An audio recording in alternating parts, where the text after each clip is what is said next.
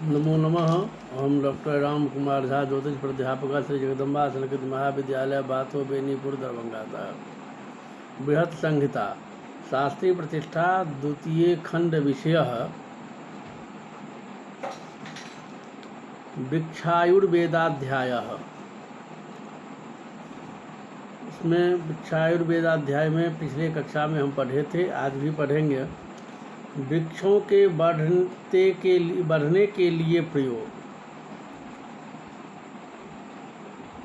अविकाजस्कृतचूर्णस्य ढके द्वे तिलाढकं सक्तु प्रस्थो जलद्रोणो गोमांस्तुल्या सह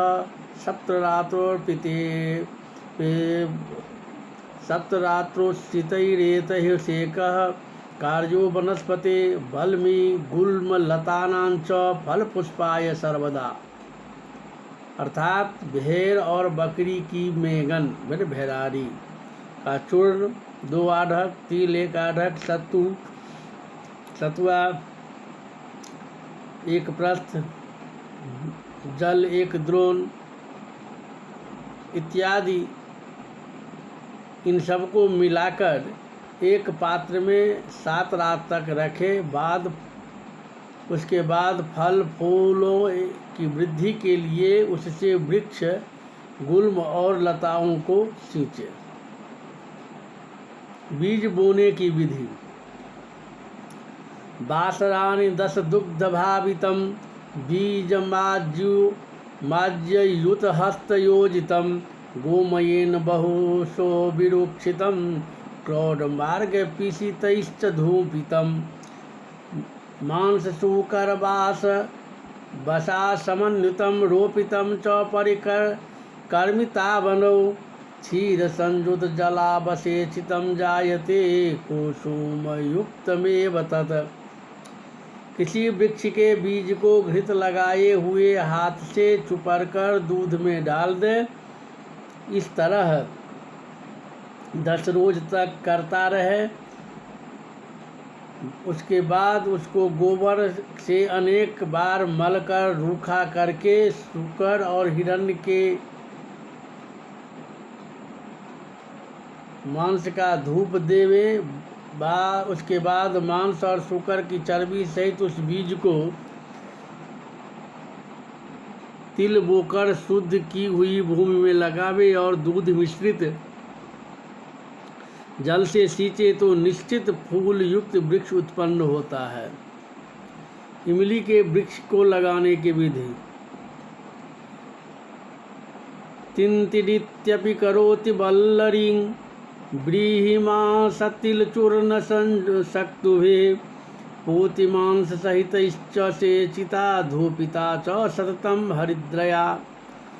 सड़े हुए मांस से युक्त धान, उड़द, तेल, इनका चूर्ण, सत्तू, इन सब से सींचकर हल्दी का धूप देने से अति कठोर इमली का बीज भी शीघ्र अंकुरित हो जाता है। कपित्थ के बीज को लगाने का प्रकार।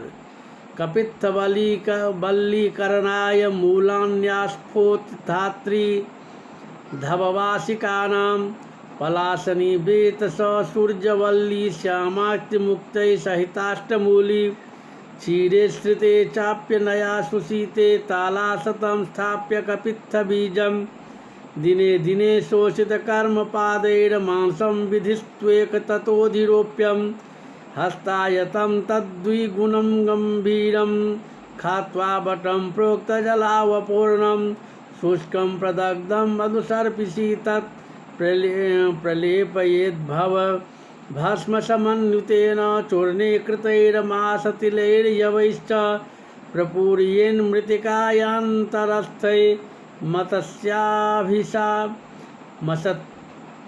मत्स्यामिषाम्भः सहितं च धन्या घनत्वं समुपागतं तत् उक्तं च बीजं चतुरङ्गुलाधो मत्स्याम्बसमांसजलैश्च सिक्तं वल्ली भवत्याशु शुभप्रवाला विषमापनी मंडपमृणोति। कपित्थ कैथ कि बीज की शीघ्र उत्पत्ति के लिए विष्णुक्रांता, आंवला, धव, वसा, इनकी जड़, पत्तों से युक्त बेत और सूरजमुखी तथा निशोत, अतिमुस्तक, इनकी जड़, इन 8 मूलों को दूध में डालकर औटावे बाद उस दूध को ठंडा कर उसमें कैथ के बीज को डाल दें। दोनों हाथों से 100 बार ताली बजाने में जितना काल लगे उतनी देर तक उस बीज को दूध में रहने दें। उसके बाद उसको दूध में से निकाल कर धूप में सुखा लें। इस तरह प्रत्यह 1 मास तक करता रहे। पश्चात उस बीज को बोएं। 1 हाथ व्यास वाला वृत्त के आकार का 2 हाथ गहरा एक गड्ढा खोदकर उसको पूर्व कथित रीति से दूध मिश्रित जल से पूर्ण करें। जब वह सूख जाए तब उसको अग्नि से जला दे। उसके बाद शहद और घृत से युक्त भस्म को गड्ढे को लीपें। फिर मृतिका युक्त उड़द, तिल और जौ के चूर्ण से गड्ढे को भरकर मछली और मांस युक्त जल से उसको ऊपर से तब तक ठोके जब तक वह कठिन न हो जाए। इसके पश्चात उस पर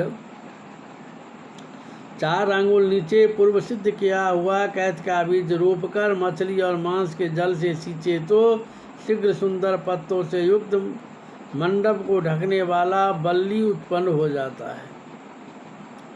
अन्य वृक्षों को लगाने का प्रकार। शतशोऽङ्कुल संभूत फलकल्पेन भावितम् एतत्तैलेन वा बीजं श्लेष्मात्